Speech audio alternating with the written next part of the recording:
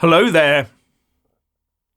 Anti-Semitism is now everywhere, to the point where you won't believe what had to be asked in US Congress about it.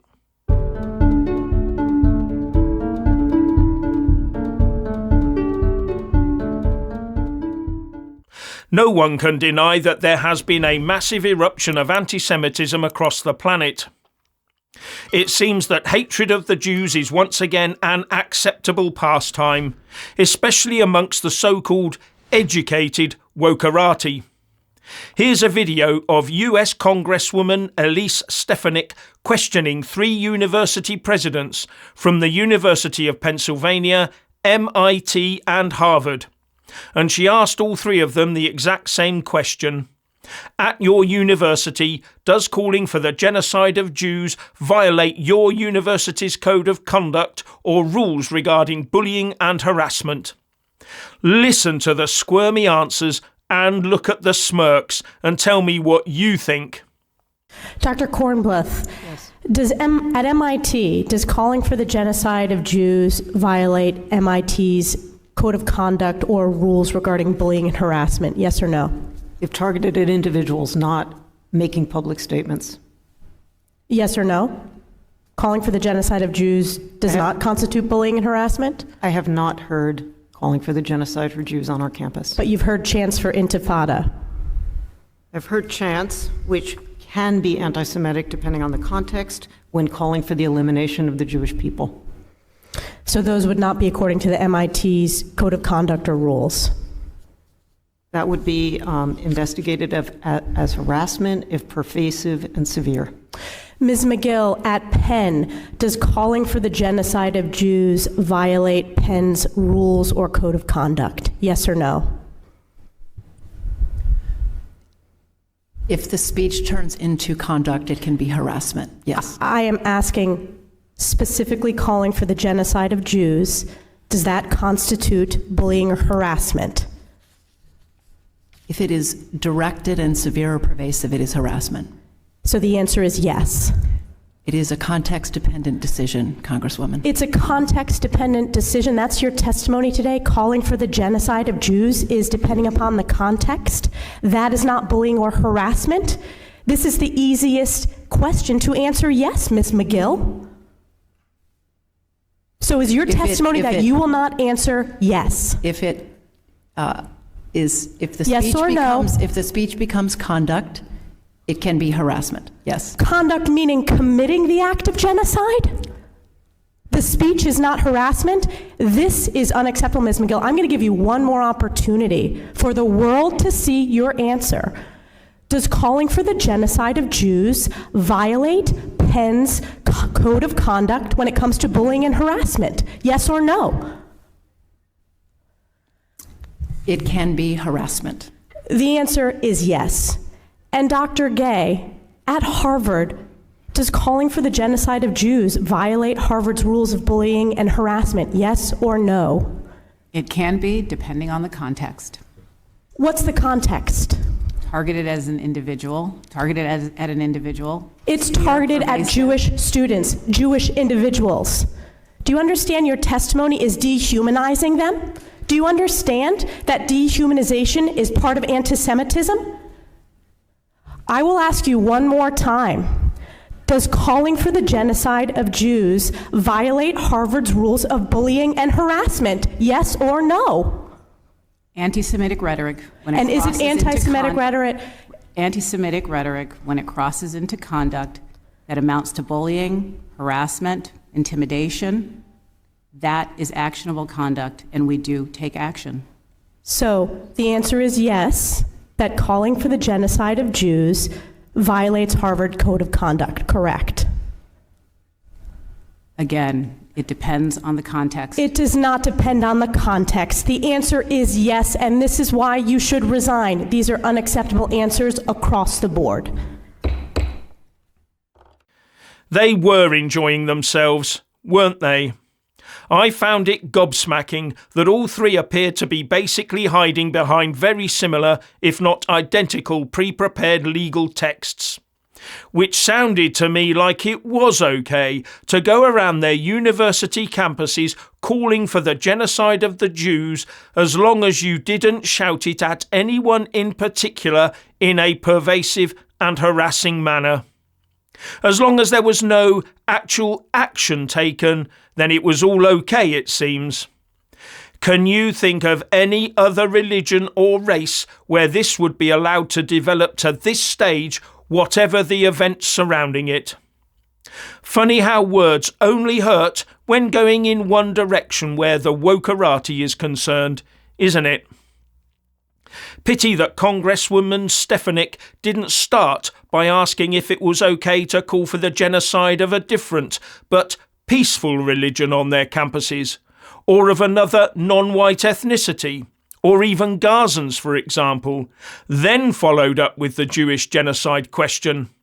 That might have elicited a completely different answer.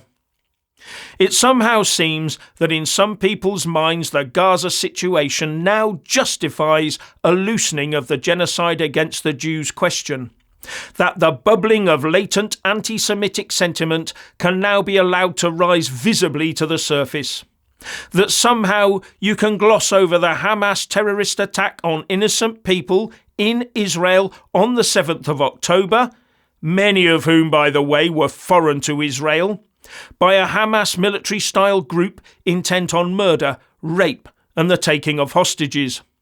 A group that carried specific instructions to take that campaign of murder and pillage across as much of Israel as they could. No warning given. Unlike the telephone calls, radio broadcasts and leaflet campaigns that the Israel Defense Force conducts to help the Gaza civilians leave strike areas before they are hit, with Hamas itself repeatedly saying there will be no peace until Israel is completely destroyed. No two-state solution, just one Islamic state with no room for the nation of Israel. Something that leaves Israel no choice if it wants to protect its own future women and children. Also, there were no Israeli soldiers or police operating an occupation in Gaza when Hamas broke the existing ceasefire on the 7th of October. Israeli forces left Gaza to itself nearly 20 years ago. But Hamas busied itself with rockets and guns instead of looking after the Gaza Strip. And the anti-Semites ignore all of that. They ignore the fact that Hamas shields its troops in bunkers, underpopulated areas and behind women and children.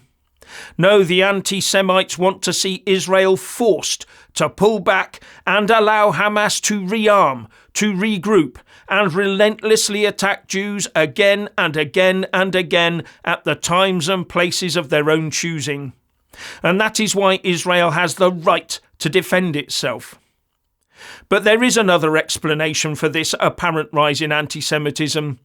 Maybe it's always been there, festering away in pustules under rocks in murky pools, and it has chosen this point in history to erupt to the surface, using Gaza as the excuse. And then there's the money angle. Here's Congresswoman Stefanik asking the president of Harvard, Claudine Gay, how much funding from foreign entities and governments her university received for its Middle East Studies department. Harvard receives funding from foreign entities and governments which support its Middle East Studies department, correct? We receive funding from a variety of sources because we have alumni from all over the world. But that is correct, right? The Middle Eastern Studies department? We receive funding from various sources. It's a yes or no. Are you not aware where the Middle Eastern Studies department receives funding? We receive funding from various sources. I am asking you a yes or no question. You are under oath in front of the United States Congress. You are giving lip service provided your attorneys. It's a yes or no question. Harvard receives funding from foreign entities and governments which support its Middle Eastern Studies department, correct? We have alumni all over the world, and we benefit so the answer is correct. from yes? philanthropy. Yes? The answer is correct? We receive support from our alumni from all over the world, from individuals. And what amount of support is that reported to the federal government? I'd have to actually look at our filings. You don't know? As the president of the university, you don't know? Not that particular number. It's No, I don't. $1.5 billion over the past 3 years. Are you aware of that? I don't know if that is the correct number, but that's the number you've shared. Has Harvard reported all Regular of the order. federal... Oh, my time.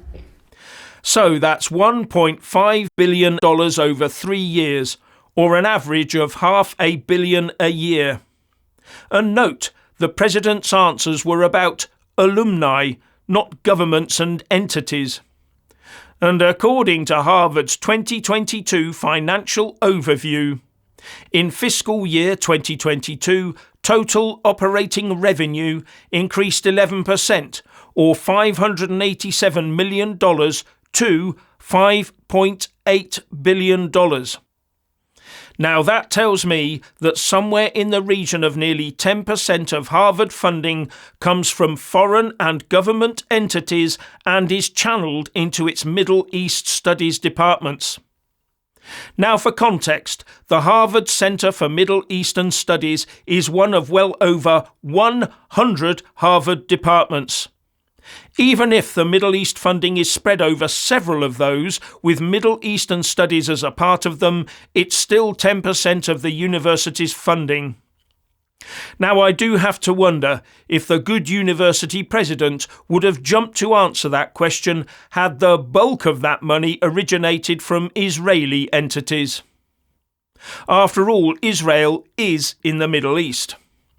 But judging by the answers given to the first video, does it sound to you like that would be the case?